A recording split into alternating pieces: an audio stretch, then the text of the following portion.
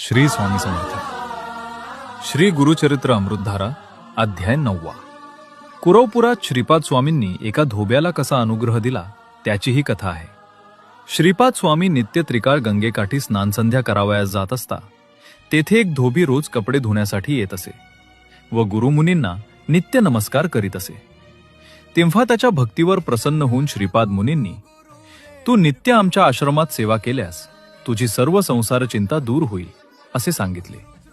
त्यानंतर धोबी नित्य श्रीपाद मुनींच्या आश्रमात झाडलोट करू लागला. एके दिवशी गंगेकाठी आलेल्या राजाचं ऐश्वर्य व वैभव पाहून धोब्याच्या मनात वासना व लालसा निर्माण झालेली पाहून श्रीपाद मुनींनी, तू राज्यभोग उपभोगून शेवटी माझ्या नृसिंह सरस्वती अवतारात माझी भेट घेशील असा आशीर्वाद दिला. वासना ही जन्मजन्मांतरी मोक्षप्राप्तीच्या आड येते असे धोब्याला सांगून पुढे आश्विन द्वादशीला मृग नक्षत्रावर श्रीपाद स्वामी निजानंदासाठी गंगेत अदृश्य झाले. परंतु भक्तगणांना आजही श्रीपाद प्रभू कुरवपुरात दर्शन देतात. श्री गुरु दत्तात्रेयार्पणमस्तु.